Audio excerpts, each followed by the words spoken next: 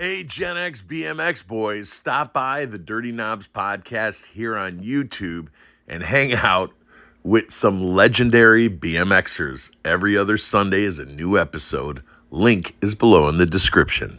Hello, America. Today we are at the Hard Rock Cafe Casino in Rockford, Illinois, and we're going to see some really kick-butt historical rock and roll, blues, every genre, artifacts from the past. And that guitar sitting behind me right now, that is Rick Nielsen's Explorer, made by Hamer. You can tell by the shape of the headstock what company made it. And I've had my eyeballs 16 inches away from this thing. And actually the real one's more yellow now than it is white.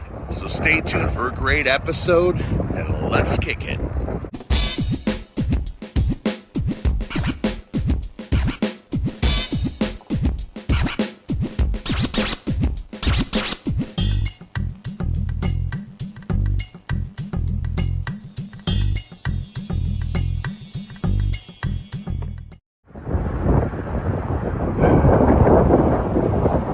That thing has got to be, God,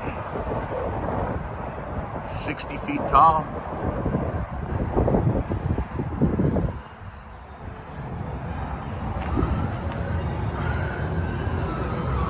Wow.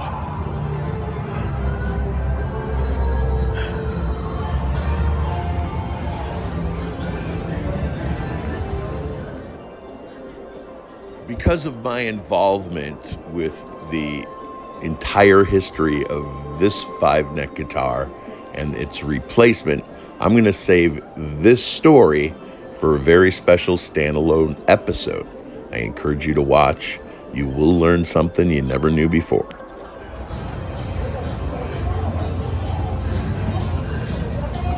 There's that Hamer logo and that Hamer-shaped headstock.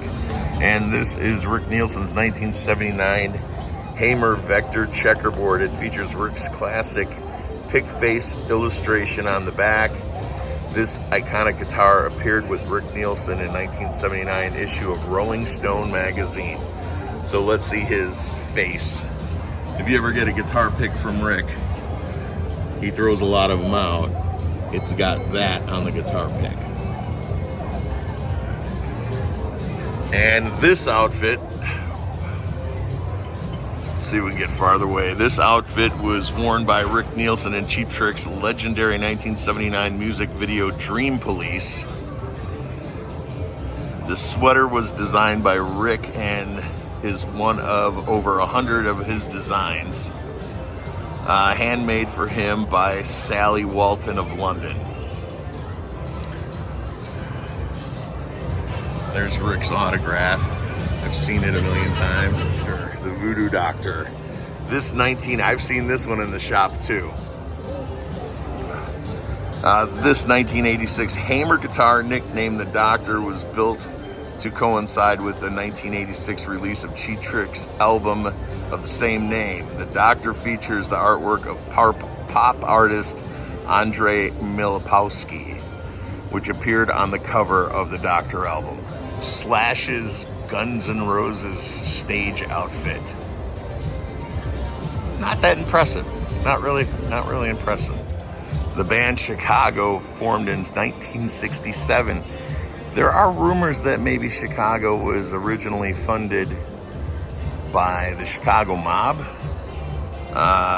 Chicago has released 34 albums, selling over 1 million records, and one of the longest running and best-selling musical groups of all time. True. There's that Rick face from the guitar picks.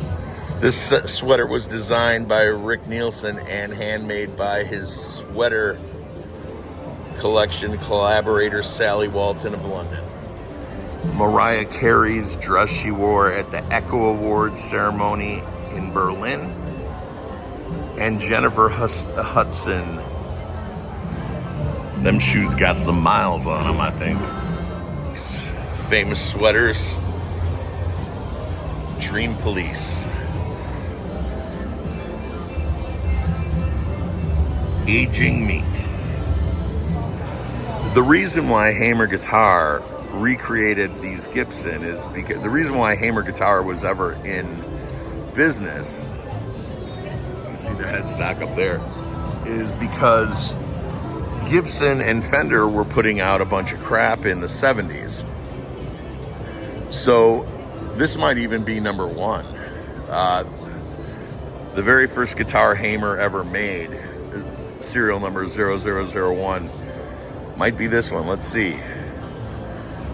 This 1974 Hamer Standard Burst was the first ever guitar built by Paul Hamer. It was given to Rick Nielsen by Paul Hamer to use while Rick's was being built. Nielsen was also struck by this particular guitar, and it remained on tour with him.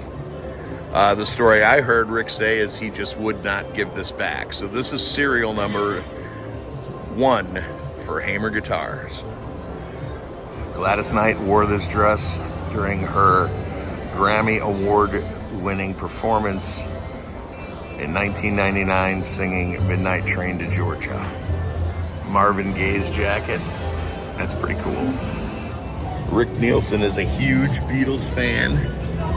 You can see the Beatles on this guitar, and behold, Rick Nielsen's 1969 Beatles Sparkle Fender Telecaster. This guitar model was so rare, it's believed that there are only 2 ever made. The other one belongs to Led Zeppelin guitarist Jimmy Page.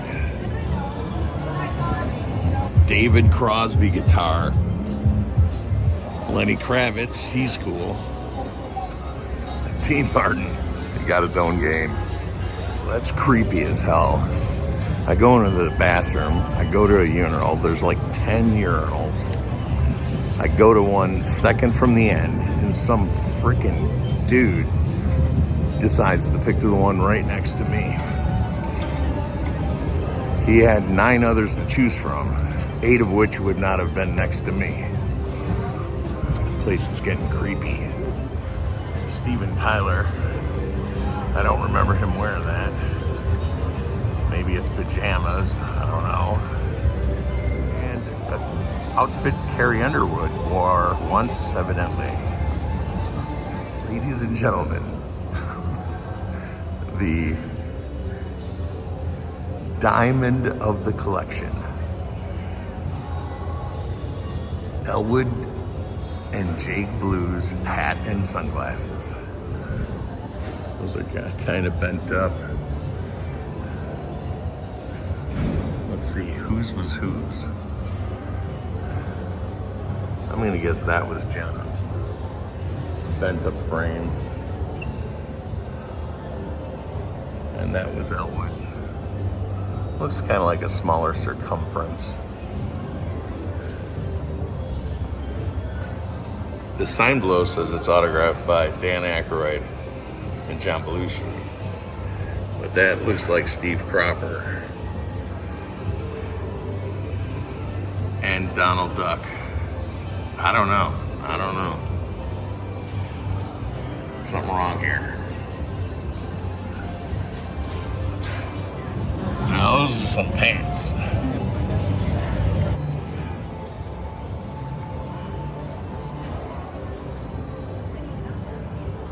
Sam Cooke.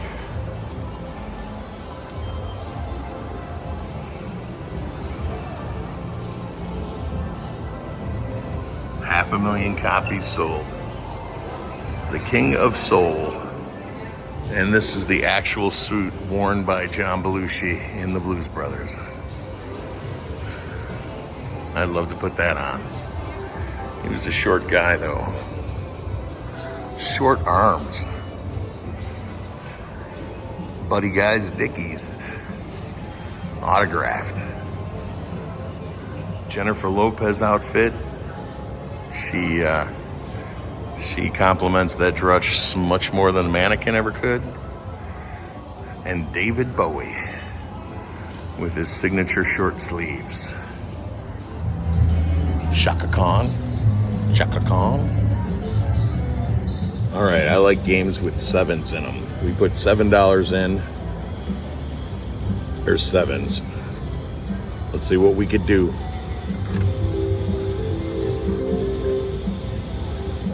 $1.50 down the drain, I think.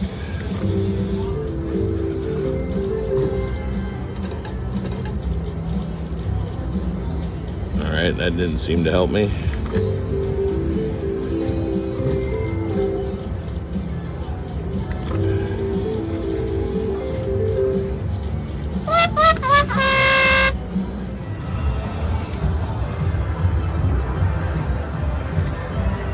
Barmaid 5. That took place in Champaign, Illinois. Cheap Jasmine.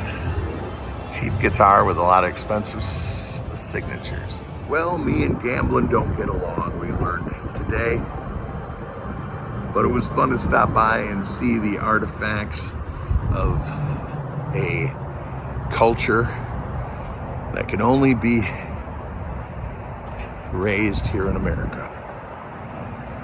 Click on one of these two videos.